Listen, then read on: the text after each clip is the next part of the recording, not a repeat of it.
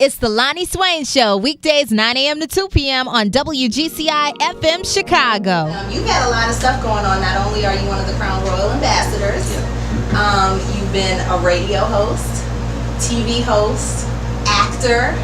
Now, what do you want to be known as?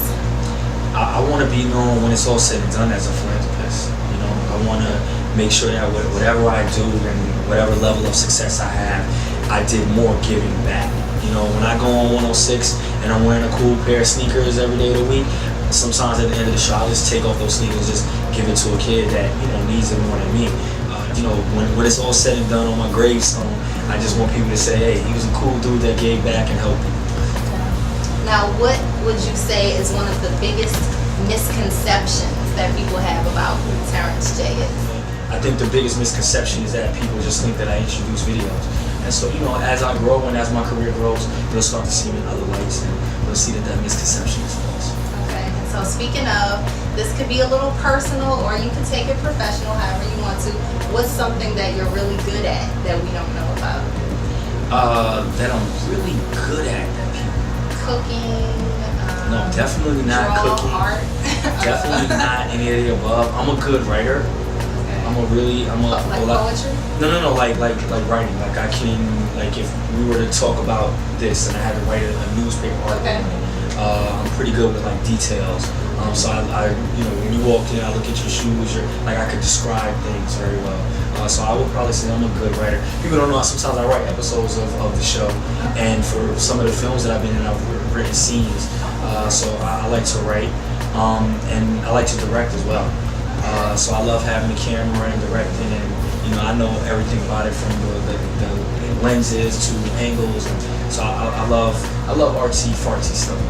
Okay, so we've seen you in front of the camera, so in the future we might hear more about you doing some things behind the camera. Yeah. I don't want people to know the checks I'm getting, so I never said I'm executive producer 106, but I don't want to talk about that. Right, gotcha. Just you know, I do the shucking and jiving in front, and I just keep everything else quiet. Exactly. Gotcha.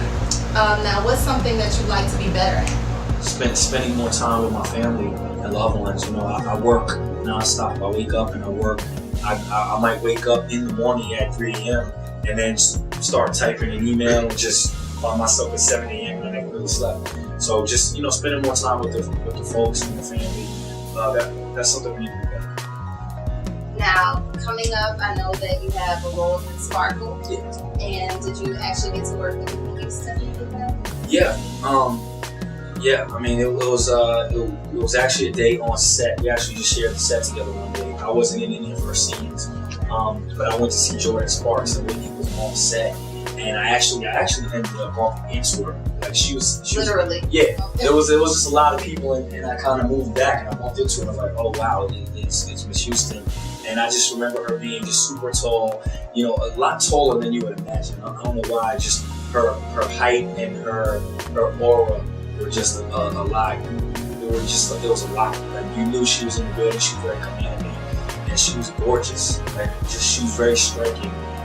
And I wanted to take a photo with her. And I always tell the story. I didn't take a photo because I didn't want to come off as a groupie, and it's just something I'll always regret. But it taught me a valuable lesson. Whenever you see somebody in life that you appreciate and admire, sometimes you just gotta go for it. So that's the lesson that I took. Words that you live and die by. Go hard or go home. And speaking of the just the crowd life. The crowd life. Go hard or go home. Okay. All right. So, personal favorite album of all time. Mama's Gun might be the one I would if I have to bury me with Mama's Gun. We have some people that agree with us. Favorite color? Purple. Favorite deodorant? Whatever works. Favorite cologne? I don't wear cologne. I can't. Interesting fact about me, I can't smell. I don't have a sense of smell. I can't. I mean, it's very If it's something very strong, like there's a fire. If this place breaks out in a fire, I could pretty much smell that it's smoke. Or if it's like fresh baked cookies, like very distinct smells, I can smell. But if it, people like, you don't smell that. I'm like, so if I was musty, like if you was musty right now, I would have no idea. And I could have missed my deodorant. yeah, I would have no idea. And because of that, I don't wear cologne because I could overdo it or underdo it, and I would never know. So I don't wear just Favorite home cooked meal and who makes it? Favorite home cooked meal would have to be probably chicken parmesan. Yeah, my mom makes. Favorite city besides Chicago? Favorite city? I mean, I'll probably say North Carolina, where I'm from, a town called Rocky Mountain. Because that's the only place in the world I can just go and just chill. Nice and relaxed. So, what would you say is your favorite thing to do when you're not working? I don't know what it's like to not work. You know, my favorite thing is to work. I guess read. I like reading. I love books. Right now I'm recycling, so I'm back. I just actually reread The Alchemist, and then I follow that with Steve Jobs' biography, the Jobs book by Wozniak. It's amazing. So yeah, I'm back on those. I read them about 2 years ago. About a year ago, I read Jobs. About 5 years ago, I read Alchemist. Now I'm reading them. So yeah. And the most interesting person you've ever met today? Probably Prince. Prince is an interesting dude. Very interesting. As interesting as he appears. As more and more so. Since you were in Think Like a Man, yes. What would you say is your dating advice to women trying to find a good man? It's, to just be yourself. I think the funniest part of the movie and the book was everybody was trying to put on a facade and be something that they weren't. And whenever you do that, it always comes out. It might not be within the first 2-3 months of the relationship, but within a year, you will know the person that you're dating.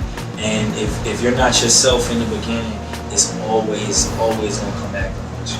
I'm not saying you gotta start, using the bathroom with the door open in the beginning, but I am saying is, whatever as a woman, whatever you come into the relationship with, you should just be open and honest about it. If you have a kid, you should let them in. I have a kid. If you have any pet peeves or whatever, don't start dating a person that smokes and you hate smoking and you think you're gonna change them, because it usually never works like that. Just go say what it is straight from the door.